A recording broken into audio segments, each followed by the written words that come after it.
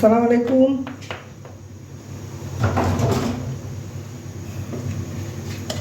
পটলের খোসা পানি দিয়ে সিদ্ধ করে রেখেছিলাম, লবণ দিয়ে পানি দিয়ে পটলের খোসা সিদ্ধ করে রেখেছিলাম। পানি শুকিয়ে গেছে, এটা এখন আমি তেলে ভেজে নেব। এই পটলের খোসা দিয়ে শুটি শুটি চাপাতি যেটা বলেন সেটা দিয়ে ভর্তা বানাবে। কাঁচামরিচ, পেঁয়াজ, রসুন।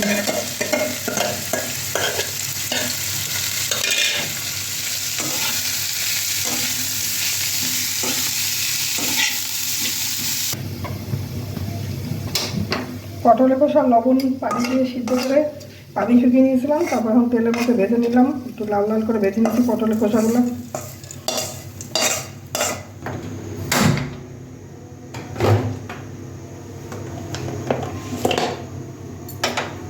আবার একটু তেল দেবো।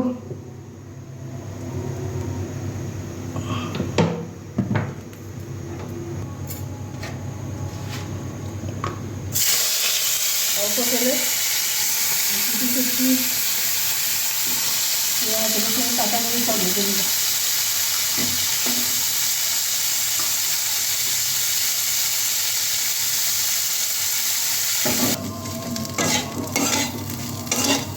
শুটকি ধুয়ে পেঁয়াজ, রসুন, কাঁচামরিচ সব ভালো করে ধুয়ে ভেজে নিলাম একটু তেলের মধ্যে।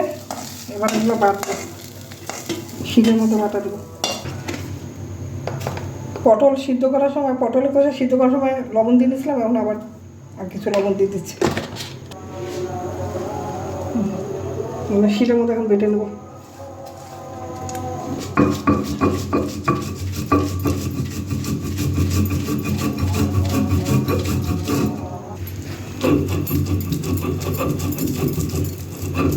এভাবে পটল কষা চাপা শুটকি দিয়ে ভর্তা করে আপনারা খাবেন, অনেক মজা লাগবে।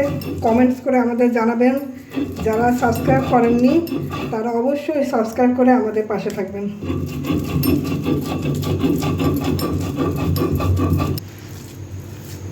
বাটা হয়ে গেছে, খুব মজার একটা ভর্তা।